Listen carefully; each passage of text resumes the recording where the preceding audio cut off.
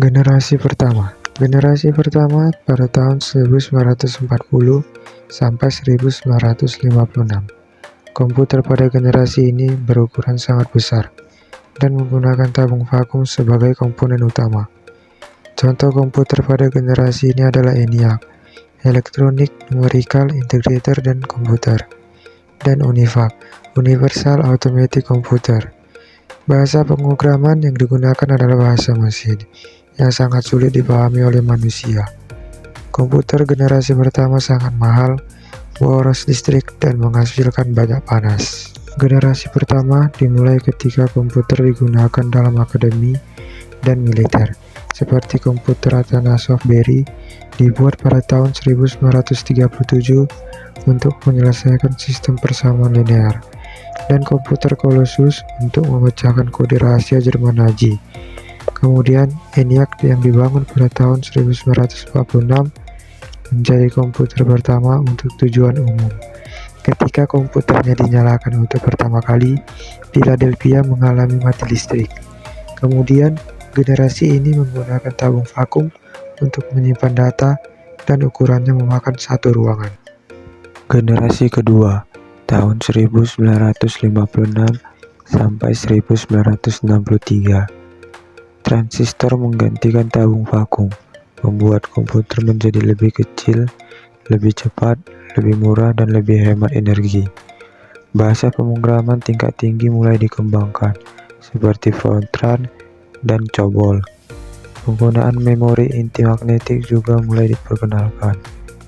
Contoh komputer pada generasi ini adalah IBM 1401 dan DHC PDP-1. Generasi kedua dimulai ketika transistor menggantikan tabung vakum. UNIVAC diperkenalkan ke publik tahun 1951 untuk penggunaan komersial.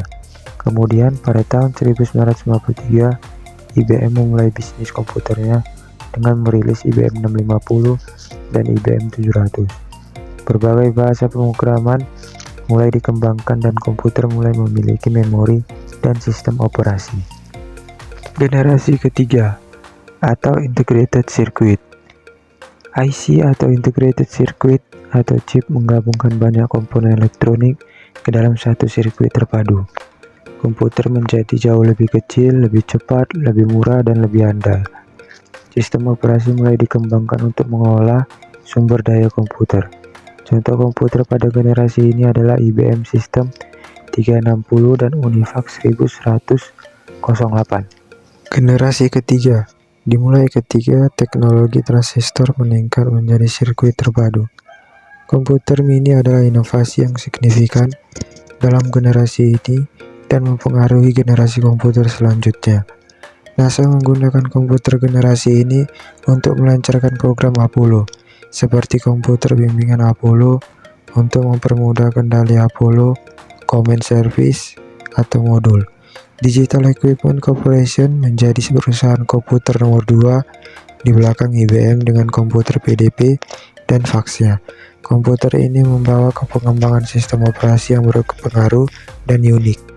Generasi keempat tahun 1971 sampai sekarang, atau yang dikenal mikroprosesor. Mikroprosesor adalah chip yang berisi seluruh unit pemrosesan pusat atau CPU komputer. Penemuan mikroprosesor memungkinkan pembuatan komputer pribadi yang terjangkau dan mudah digunakan. Jaringan komputer dan internet mulai berkembang pesat. Contoh komputer pada generasi ini adalah Apple Macintosh, IBM PC, dan berbagai jenis laptop serta perangkat seluler. Generasi keempat dimulai pada dasawarsa 1970-an, ketika penemuan MOSFET dan integrasi berskala besar selanjutnya membawa ke pengembangan mikroprosesor di awal 1970-an. Komputer pribadi yang semakin kecil berkat mikroprosesor mulai berkembang, dimulai dari komputer rumahan dan komputer meja. Teknologi selanjutnya adalah laptop dan ponsel cerdas yang sangat fenomenal, membawa berbagai perusahaan teknologi ke dalam perang paten atas ponsel cerdas. Generasi kelima, atau sekarang dan masa depan. Kecerdasan buatan AI. Generasi kelima ditandai dengan perkembangan kecerdasan buatan yang memungkinkan komputer untuk berpikir dan belajar seperti manusia. Contoh teknologi AI meliputi pengenalan suara, pengelolaan bahasa alami, visi komputer, dan mesin learning. Komputer generasi kelima diharapkan dapat berinteraksi dengan manusia secara lebih alami dan intuitif. Generasi kelima digadang-gadang sebagai tahapan perkembangan teknologi paling canggih saat ini, dan diciptakan pertama kali pada tahun 1980-an. Peningkatan dari segi visualisasi menjadikan tampilan visual pada komputer di generasi kelima mempunyai resolusi sangat tinggi dan begitu tajam. Negara yang mempelopori sejarah perkembangan komputer pada generasi kelima adalah Jepang. Dalam proses pengembangannya, terdapat penambahan komponen-komponen penting ke dalam sistem komputer modern saat ini. Hal ini dikarenakan komputer yang digunakan pada komputer generasi kelima adalah menerapkan ragam teknologi modern, seperti superkonduktor, ULSI, dan kecerdasan buatan, atau kalian lebih mengenalnya dengan sebutan artificial intelligence.